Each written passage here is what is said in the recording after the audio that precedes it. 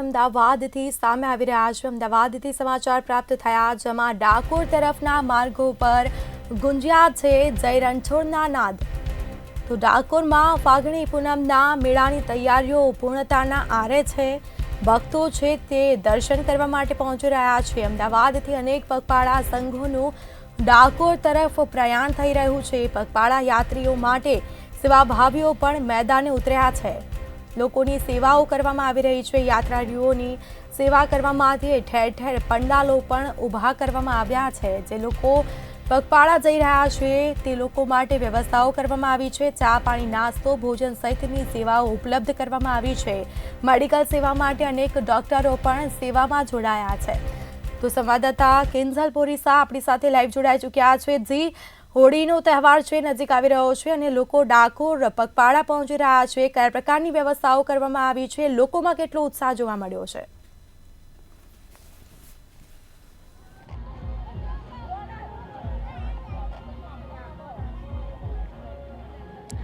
જી, અત્યારે અમદાવાદના જે જસુદાનગરથી લઈને છેક ડાકોર સુધીને આખો જે રોડ છે તે પદયાત્રીઓથી ભરાયો છે અને આ તમામ જે પદયાત્રીઓ છે તે ડાકોર જઈ રહ્યા છે। કારણ કે ફાગણી પૂનમે ભગવાન રણછોડરાયજીના દર્શન કરવાનું અલગ જ મહત્વ હોય છે અને જય રણછોડ સાથે જે આ તમામ જે ભક્તો છે તે ડાકોર પહોંચવાના છે અને અત્યારે જય જુઓ ત્યાં ભક્તિના રંગમાં અમદાવાદના રસ્તાઓ રંગાઈ ગયા છે। ત્યારે જે મેડિકલ ટીમ હોય તે પણ રસ્તાઓ પર છે કારણ કે જે પગપાળા જતા જે ભક્તો છે તેમને માલિશ કરવા માટેની પણ જે વ્યવસ્થા છે તે કરવામાં આવી છે। સાથે સાથે અનેક એવા જે સેવા કેમ્પો છે કે જ્યાં ચાની સેવા હોય કે પછી ખાવાની સેવા હોય, તમામ જે સેવા છે તે આપવામાં આવે છે। એટલે કે તમામ જે ભક્તો છે તે અત્યારે સેવામાં લાગ્યા છે, સેવા કરી રહ્યા છે કારણ કે એક સેવાનો મોકો મળવો તે પણ ખૂબ જ અનેરો હોય છે અને તેના જ માટે લોકો સેવા કરી રહ્યા છે। બેન, સેવા કરો છો, કેટલો આનંદ થાય?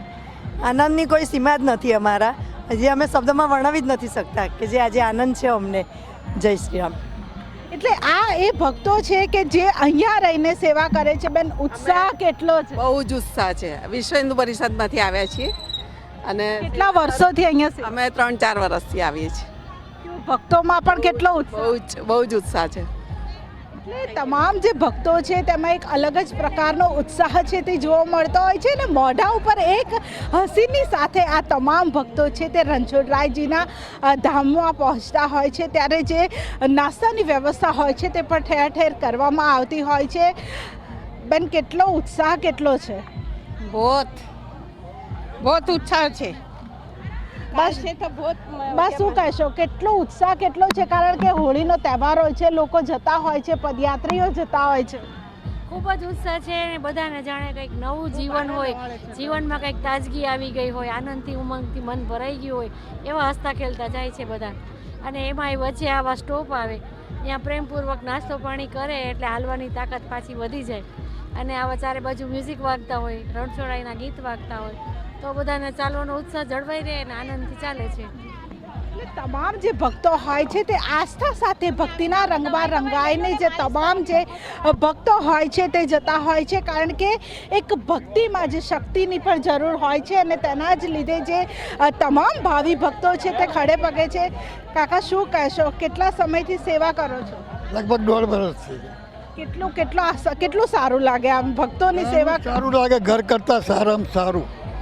અને વર્ષમાં 1-2 વખત તો ફરવા લઈ જાય છે એમના ખર્ચે। કોઈ જાતની તકલીફ નથી, આરામથી ખાઈ પીને રહીએ છીએ અને કામ બિલકુલ કરવાનું નહીં। આ તો અત્યારે સેવા કરીએ, બાકી બિલકુલ કામ નહીં કરવા આ બધા। એટલે તમામ જે ભાવિ ભક્તો છે તે અહીંયા સેવા કરતા હોય છે અને સેવાની સાથે જે તમામ જે ભક્તો છે તે અત્યારે હાલ જે પગપાળા જતા જે યાત્રિકો છે તેમની જે પગ માલિશની જે વ્યવસ્થા છે તે પણ મેડિકલની ટીમ છે તે પણ ખડે પગે છે કારણ કે જે પદયાત્રીઓ ચાલતા જતા હોય છે ને ત્યારે તેમને રસ્તામાં જે મુશ્કેલીઓ પડતી હોય છે અને તેના જ કારણે જે અનેક જે પદયાત્રીઓની સેવા કરવા માટે અહીંયા જે મહિલાઓ છે, મેડિકલ ટીમ છે, ડૉક્ટરની ટીમ છે તે પણ હાજર છે। બા, કેટલો ઉત્સાહ છે? ચાલતા જાઓ છો? ના અમે આશ્રમમાં રહી છીએ, આવ્યા છે આશ્રમમાં। બેન, કેટલું સેવા કરો છો, કેટલો આનંદ થાય કારણ કે ભક્તોની સેવા કરવાનો લાભ મળે ખાસ અમે જનસેવા તાલીમ કેન્દ્ર કલોલથી આવીએ છીએ અને દર વર્ષે આથી 7 થી 8 વર્ષ થયા અમને અહીંયા આવતા. એ લોકોને માલિશ પાટાપિંડી કરવાની અમને ખૂબ ઉત્સાહ હોય છે. અમારો કોઈ જનસેવા પરિવાર આમાં બહુ ઉત્સાહભેરે ભાગ લઈએ છીએ અમે, અને અમે ખાસા વર્ષોથી આવીએ છીએ.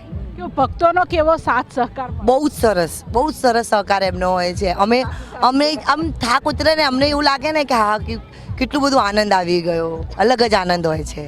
એટલે સેવા કરવાનો પણ એક અલગ જ આનંદ હોય છે, કારણ કે સેવાનો જે લાભ મળવો તે ખૂબ જ અનેરો આનંદ હોય. અને તેમાં પણ જ્યારે રણછોડરાયજીના ભક્તો જ્યારે પદયાત્રીઓ છે તેમની સેવા કરવાનો લાહવો એ વર્ષમાં એક જ વાર મળતો હોય છે, ત્યારે જે તમામ રસ્તાઓ પર જે સેવા કેમ્પો છે તે ચાલતા હોય છે, સેવા કેમ્પો ધમધમતા હોય છે, અને ત્યાં અલગ અલગ જે નાસ્તાની વ્યવસ્થા હોય છે તે પણ કરવામાં આવતી હોય છે. પરંતુ આખા રસ્તા ઉપર જાણે કે ભક્તોનું ઘોડાપૂર છે તે જોવા મળતું હોય છે, અને તેમાં જે તમામ ભાવિ ભક્તો છે તે ભાવભેર જે ભગવાનના ધામમાં પહોંચતા હોય છે, જે ભગવાનના દર્શન કરવા માટે તેઓ પહોંચવાના છે, અને ત્યારે જે અલગ જ ઉત્સાહ અત્યારે તમામ ભક્તોમાં જોવા મળી રહ્યો છે. જી સ્મિતા.